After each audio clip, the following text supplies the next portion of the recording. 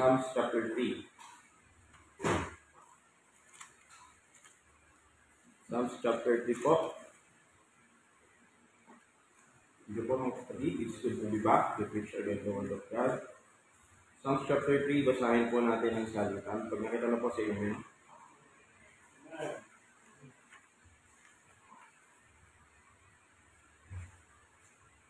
Psalms chapter 3, let's read the whole chapter. Verse number 1. Lord, how are they increased that trouble me? Many are they that rise up against me.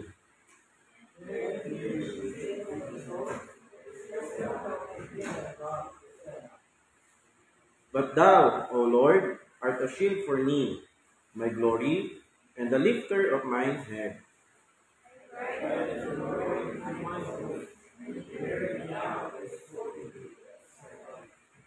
Verse 5, I laid me down and slept, I awake, for the Lord sustained me.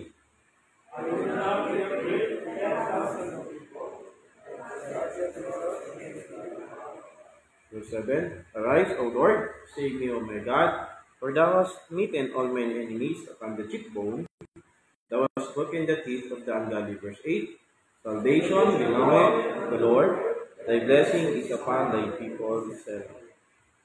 Amang Diyos namin sa langit, muli po sa pagkakataon ito, kami po ay nagpapasalamat sa pagkakataon na pinagtipon po kami upang mag-aral po ng itong salita. Dalangin po namin na ang Banal na Espiritu po magpuno po sa amin, mag-fill sa amin, at maunawaan po namin ang itong salita at encourage us this night. Ito po ang aming dinadalangin sa pangalan ng Panginoon Jesus, aming Diyos. Amen. Ay po lahat ay makakaupo na. Magandang gabi po sa atin. It's good to be back. At ang nais ko pong ibahagi sa atin ay patungkol po sa proteksyon ng ating Panginoon sa pagkakataon na tayo po ay mayroong trouble, trials, testing, or problems, challenges in our life. The Lord promised us that He will protect us because we are His people. And from verse 1 to verse number 8, meron po tayong 4 na bagay na makikita po dito. But for us to have a background, makikita natin na ito po ay Salmo ni David. Kung meron po tayong mga study Bible, ang nakalagay po dyan ay a Psalm of David when he fled from Absalom, his son. Si Absalom po, isa sa mga description sa kanya ng Bible, siya po ay good-looking man. Sino kaya yung gusto ditong maging katulad ni Absalom pagdating sa itsura? Parang si Pastor Jess, no? Sa katawan. Hindi, joke lang. Sa itsura, sa tindig, sa paglalakad. Good looking. Pagdating naman sa pagsusulat, si Brother Carlo, at least sa pagsusulat, good looking. Pero sana hindi natin gayahin si Absalom yung kanyang karakteristik. Bakit? Siya po ay inaway niya. Winar niya yung tatay niya. Bakit? Dineclare niya yung sarili niya na king. Nagrebelde niya sa sarili niyang tatay. At nangyari po ito nung sa kalagitnaan. Middle. It was happened at the middle of the reign of King David. And because of this, ang ginawa ni Haring David, dahil natakot siya, he feared for his safety, siya po ay tumakas o nagpakakalayo-layo. At ito po, nasulat niya yung Psalms chapter 3. Consider po ito bilang isang lament psalm. Pag sinabi po natin lament, parang lamentation. Pagtangis. Ano po ba yung isang malalim na Tagalog doon? Pagtangis, lamentation. Panaghoy, lament psalm. At isa din itong morning prayer or morning psalm. Kasi makikita natin sa verse number Verse number 4. Verse number 5. Yan, pagkagising niya, nananalangin siya sa Panginoon at sinusustain siya ni Lord.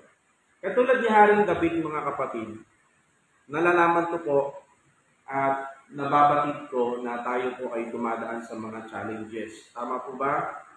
Marami pong pagkakataon sa buhay natin na tayo po ay ginugulpe or the world is buffeting us. Sinusuntok tayo ng hindi magagandang bagay. Katulad ni Haring David, ito yung kanyang trouble. Merong someone is after for his life. Maaaring sa atin naman, sa trabaho, merong naninira sa atin.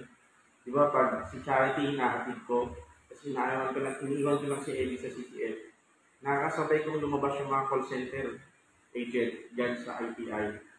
Alam nyo ang kanilang mga pinag-uusapan, yung boss nila na na hindi sila trip, nilaglag sila ng isa nilang teammates, at kung ano-ano pa, sinisiraan, yan yung kabilaan lagi ko narinig. Sabi ko, grabe, nung hirap pala talaga ng buhay nila. Wala ka ng tulog, tapos naglalaglagan pa sila sa office. Siraan, parang ganun. Ako naman, kunyari, patulog-tulog, pero nakikinig. Hirap din ang buhay nila. Maaaring sa ating personal life, meron tayong mga struggles as a Christian, and a lot of times, natitrigger ito sa mga nangyayari sa atin. Or, minsan sa financial, o palagi, tayo ay natotrouble financially. Minsan kapag nakapangutang tayo at nagbayad tayo nangutang tayo ng pambayad sa utang natin at nagpatong-patong na, yan, financially struggle na tayo.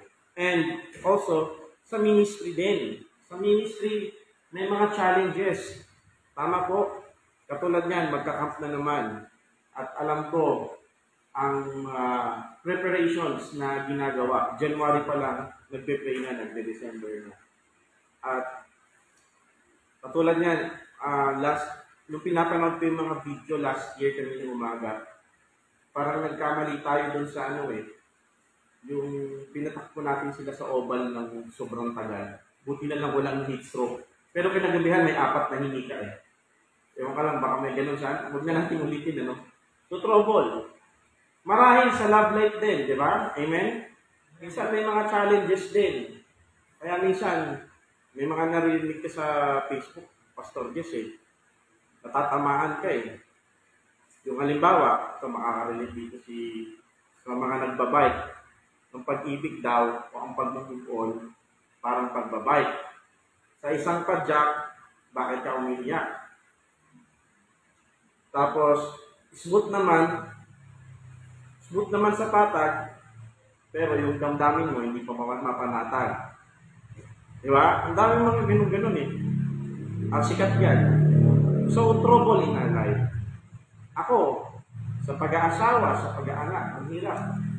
Maraming mga challenges. But when at times that we are in a trouble, ano po yung mga kailangan natin gawin? Ano po yung mga dapat nating respond? Ano po yung mga kailangan nating attitude kapag dumadating po tayo sa trials? Katulad po ng ginawa ni Haring David. At wala po tayong ibang naasahan kundi ang ating Panginoon. At hindi na po tayo magtatagal. Unang-una, makikita natin sa verse number 1, tsaka po sa verse number 2. Makikita natin yung pagtawag ni David sa Panginoon. Kung tayo ay nasa challenges, troubles in our life, let us cry for God's help in times of trouble. In verse number 1, Lord, tinawag niya ang Panginoon, how are they increase that trouble me? Many are they that rise up against me. Bilang mga anak ng Diyos, ang turing sa atin ng mundo o ang sistema ng mundo, kaaway, and they hate us. Halimbawa na lang, kapag ikaw ay nag-post ka ng preaching na medyo masakit, anong sasabihin ng mga tao? Kahit minsan mga Kristiyano na, si pastor nang guilt trip na naman. Yan yung term nila guilt tripping. Pero alam niyo po ba, ang goal ng preaching is not just to encourage, not just to teach, not just to reprove, but also to rebuke. Para ang preaching na palagi lang tayong pinapatawa, palagi lang tayong kinikiliti. Dahil ayaw masabihan ng guilt tripping. Hindi po, mga kapatid. We're just telling the truth. And sasabihin nila, ganyan kasi yung mga Kristiyano, nakabox lang kayo sa Bible, kaya ganyan lang kayo mag-isip. And since the beginning of time, the Lord Jesus Christ, read what happened to the apostles. If you are a Christian, they will hate you. And same today. And in verse number 2, meron kasinungalingan. Many there be which say of my soul, there is no help for him in God. These people, they lie about what God can do to us. Or who is God and what He can do. As a Christian, we believe that God can. Anumang pagsubok natin sa buhay, kayang-kaya ng ating Panginoon. Pag sinabi nila, wala nang pag-asa. Hindi po, lagi pong may pag-asa. Lagi nandyan ang Panginoon. So, nawa si Lord ang ating maging sumbungan. Sumbungan, tanggulan, kapag dumating yung mga time na hindi natin ginugusto. Try for God's help during or in times of trouble. Kay Lord tayo mag-grant. Diba yan yung term natin, mag-grant. Kay Lord ka magreklamo. Kay Lord ka magsabi ng mga hinain mo sa buhay. Katulad ng ginawa ng mga propeta. Si Jeremiah, Lord, bakit ganyan? Lord, bakit parang natutulog ka? Katulad ni Haring David sa mga pagkakataon ko. Let us cry for God's help. Let us cry to God kapag dumating yung time.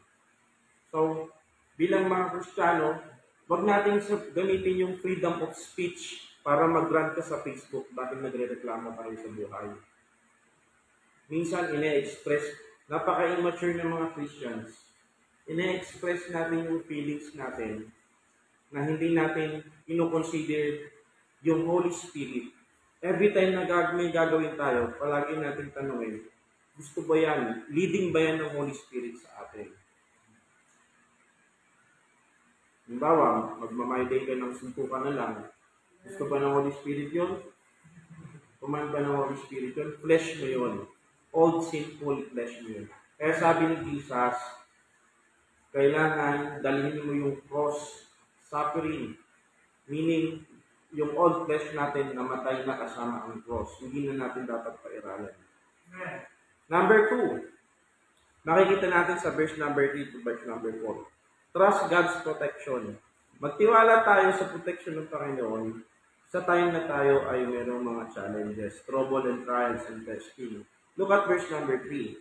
But thou, O Lord. Alam niyo po mga kapatid, minsan yung tanong natin, di ba? Masama bang maghimutok tayo sa Panginoon or magdaing tayo sa Panginoon or magreklamo tayo sa Panginoon or mag-doubt tayo sa Panginoon or mag-ask tayo sa Panginoon na, Lord, bakit ganito? Bakit ganyan? Alam niyo po, kapag tinanong mo lang ang Panginoon, doon ka na lang tumigil. Na hanggang doon ka na lang, Lord, ba't ganito yung buhay ko? Tinatanong mo si Lord, ba't ganito yung nangyayari sa buhay mo? Pero tingnan natin yung modelo ng mga karakter sa Bible, katulad ni Haring David. Hindi siya natapos sa verse number 1 at sa verse number 2. Sabi niya, but thou, O Lord, Panginoon, sino ang Panginoon sa ating buhay? Ang ating Panginoon ay ang ating shield, ang ating pananggalang. But thou, O Lord, art a shield for me, para sa atin. Not only that, my glory and the lifter of my hand. God will exalt us. Hindi tayo pababayaan ng Panginoon. Hindi niya tayo iiwan. Magaling ang tao mag-iwan, magaling ang tao magpaasa, magaling ang tao ang mangako. Pero si Lord, sa lahat ng sinabi niya, wala siyang finale, judgment man yan or promise. Yung sinabi ni Lord na huwag kang matakot, hindi kita pababayaan, huwag kang sige lang, sugod lang. Lagi akong nandyan para sa'yo. Hindi kita iiwan, hindi kita pababayaan. Lahat ng yun ay tutuparin ng Panginoon. Hindi niya tayo iwan sapagkat we are in Christ. Tayo ay na kay Kristo. In verse number 4, I cried unto the Lord with my voice, and He heard me out of His holy hill.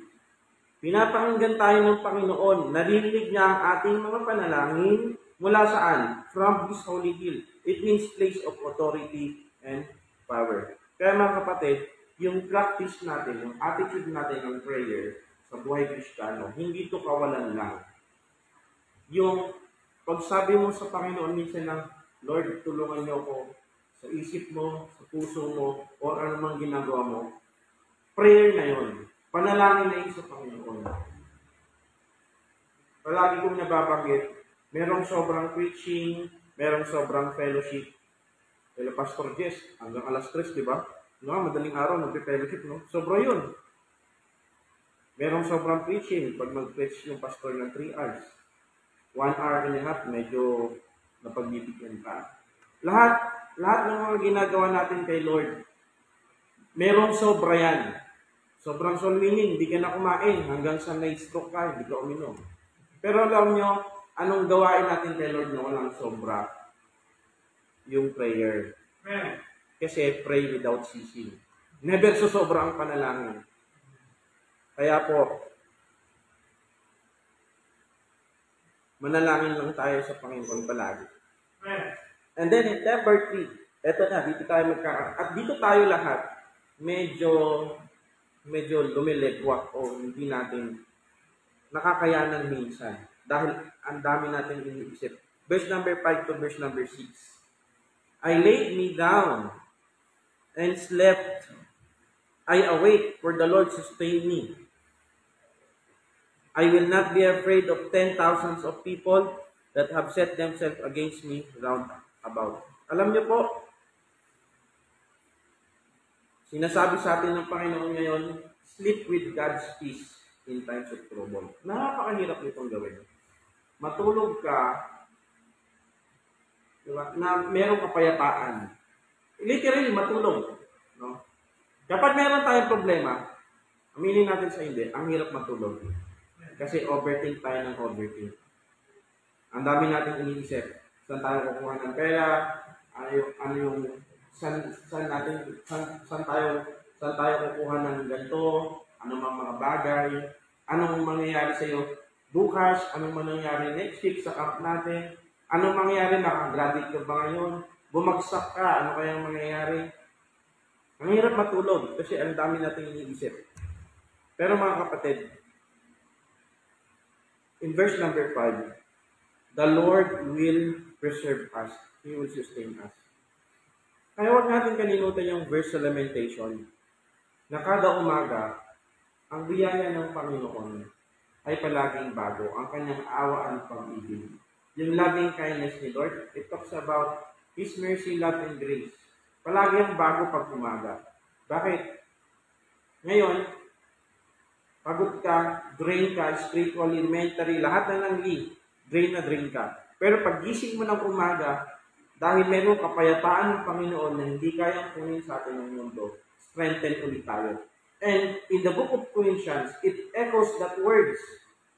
Ang sabi doon, kahit yung physical natin ay drain na, but inwardly, outwardly, we're drained, but inwardly, because the Lord is there and the Lord will sustain us, palagi tayong sasabak ulit sa buhay.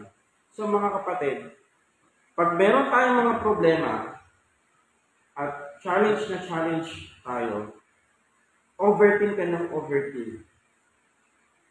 At ikaw na ang nag-self-diagnose sa sarili mo na meron kang anxiety. Palagi mong isipin, pag natulog ka, kinabukasan, merong bagong lakas ng Panginoon sa'yo.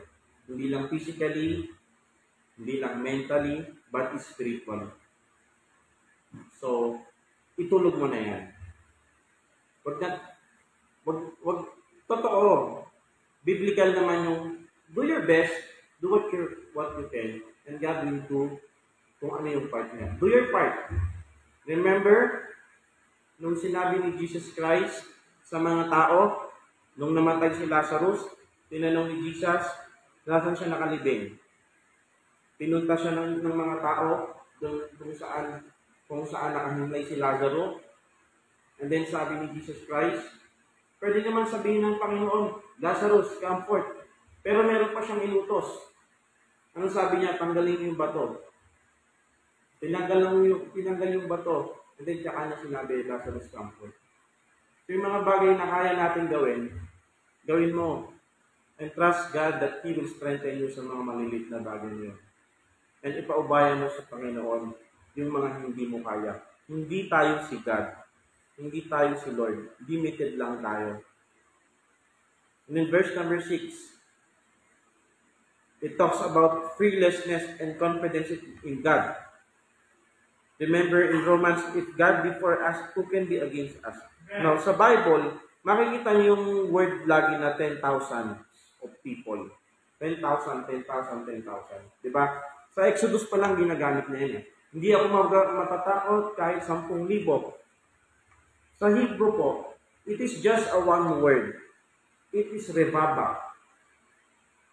It means not to give the exact number, but to describe a huge, overwhelming quantity, or countless, or pag nakita mo yung sobrang raming army, parang wow, parang it's an awe, A-W-E, parang natatakot ka. It is an idiomatic expression. But David says here, I will not be afraid. Kahit hindi pa mabilang yung mga armies na yan na lumalaban sa akin, hindi ako matatakot.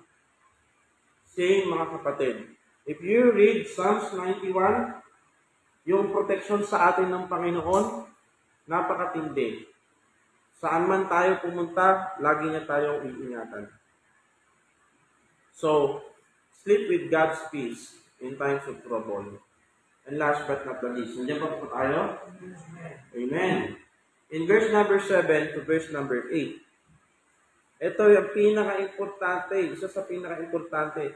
Manalangin tayo sa Panginoon. Pray for God's deliverance in times of trouble. Look at verse number 7. Arise, O Lord, save me, O my God. Diyos ko, tulungan niyo po ako. For thou hast smitten all mine enemies upon the cheekbone. Thou hast broken the teeth of the ungodly. Salvation belongeth unto the Lord. Their blessing is upon thy people. Now, another Hebraism or another idiomatic expression na ginamit ni David dito. Ano yun? Unang-una yung, Lord, sinampal mo ang mga cheekbones. Saan po ba ang cheekbones natin? Ito. Pwede natin ituro, no? Ito ang ating cheekbones. Tama? Diba?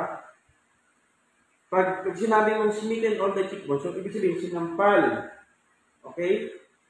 And then another one, broken teeth. What is the meaning of smitten all cheekbones? It is an idiom of insult and defeat. Noong ancient time, in their culture, striking someone on the cheek was a deep insult. Kahit sa panahon natin ngayon, pag sinampal mo ang isang tao sa kanyang pisngi, sa kanyang cheekbone, ito po ay pang-insulto. It is a public shame of humiliation, not just a physical harm. So sabi ni David, Lord, pinahiya mo na sila. Now, look at that word, pinahiya mo na. Ibig sabihin, past tense. Nangyari na. Another one, yung broken teeth. It is an idiom of destroying power and ability to harm. Yung kapabilidad ng kaaway na makapamiminsala ay tinanggal na ng Panginoon. Patulad ng mga leon, sila ay dangerous because of their teeth. But if you break those teeth, okay, magiging harmless na sila. And in Asian here is powerless and capable of further attacks. Ang ibig sabihin na that you broken thy feet. Now, if we paraphrase this verse number 7, it says here, for thou hast smitten, for thou hast. Parang sinasabi, Sinasabi ni David, mga kapatid ko sa Panginoon, you already shame my enemies and crush or destroy or break their ability to strike. Kumbaga, Lord, tapos na, pinahiya mo na sila at yung abilidad nila to harm us ay wala na. Same with us, mga kapatid. That's why we will say it again. Ang sabi sa Romans chapter 8, who can charge God's elect? Sino ang makakapagsabi sa mga hinirang ng Diyos na talunan tayo, wala tayong kwenta, wala na tayong pag-asa? Sino ang makakapaghiwalay sa atin sa pag-ibig ng Diyos? Kamatayan ba? Sarili ba natin? Mga circumstances ba? Wala po, mga kapatid, because God already shame our enemies and crush their ability to strike. That's why, brother and sister in Christ, claim God's deliverance for us. Ano mang pagkakataon sa buhay natin na nahihirapan tayo, palagi natin isipin, palagi kang panalo. Hindi tayo talunan. So don't live a life na para ka laging talunan, na wala nang mangyayari sa buhay natin, nawalan ka na ng pag-asa. Mali, mga kapatid. That stronghold in our mind, it must be changed. It must be repented. Palagi tayong panalo sa Diyos. In verse number 8, salvation belongeth unto the Lord. Tanging Panginoon lang ang makakapagligtas sa atin sapagkat nasa Kanya ang kaligtasan. And thy blessing is upon thy people, Selah. So, my brother and sister in Christ, in times na tayo ay nasa-challenge sa buhay, sige, mag-rant ka sa Panginoon. Tanungin mo siya, umiyak ka sa Kanya. Kausapin mo siya na parang kaibigan mo, which is yun naman ang kanyang sinabi niya. Si Kristo ang kaibigan na hindi matutularan ng iba nating kaibigan. Na kahit madaling araw, pwede mo siyang kausapin. Magtiwala tayo sa Panginoon na protektahan niya tayo. Manalangin tayo sa Kanya. At huwag tayong mag-overthink man tayo, tigilan natin yan. Yung mga stronghold ng kaaway na pinuput niya sa ating isipan. Palagi natin isipin na kapag natulog tayo, mayroong kapayapaan na iaalay ang Diyos at mayroong mercy, love, and grace na palaging bago sa pagising natin sa umaga. So, unexpected turn in our family because si Teacher Grace ay sabi ko, Lord, kunti na lang, isang buwan na isa na lang. Ngayong papasok siya sa school, kasama sa charity, uuwi ako, magtatrabaho, magpe-prepare lahat. Biruin mo, gigising kami ng si Mrs. 4, ako 4:30. So nakakapulog ako ng 11 dahil sa mga preparations. Sabi ko, Lord, kunti na lang. Pero deep inside of us, meron din akong desire na, Lord, kawawa naman si Mrs. Sana tumigil siya ng trabaho. Kaso kunti na lang.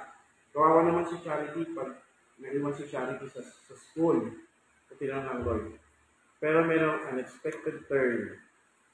So, the last time, the doctor advised her na tumigil na siya sa kanyang pagpasok sa school sapagkat ito ay hindi nakakabuti sa kanya.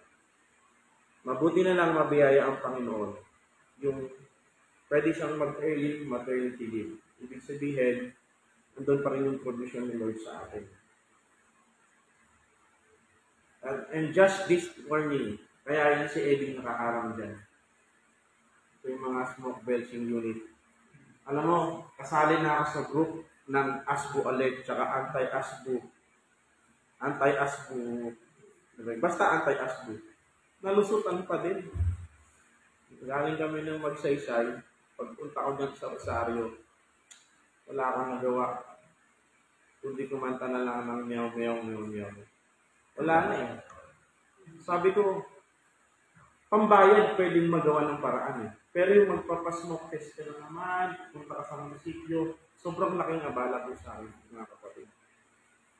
Pero sabi ko, ganun talaga ang buhay. Praise the Lord, I have Jesus. Kasi pagdating sa langit, wala nang asbo. Amen? Ano yung mga guy doon? Wala nang maitim na usok doon. Wala nang unrighteousness. Yun lang ang comfort ko. Sige, bukas, yan, linisin ko. Gagawin ko yung mga ayaw na ayaw kong gawin. Pero papasalamat tayo sa Panginoon kasi anumang bagay na mangyayari sa atin, mamatay man tayo dito, magkaroon man ng big one, we're secured. There is no fear in love. Ang context ng fear in love ko, kamatayan. Na hindi na tayo takot sa kamatayan because we know someday, because we are in Christ and Christ is in us. At kapag nawala na ang kamatayan sa atin, it's our promotion. Ang kamatayan sa ibang tao, it is their worst dream. But ang kamatayan sa atin, that's the end of everything. Every negativity in our life.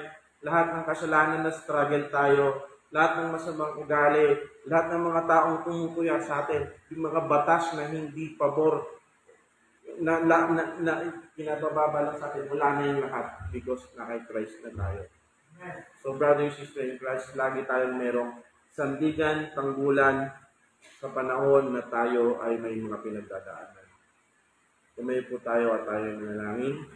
Tawagin po natin si Pastor Bong to close us in the word of prayer.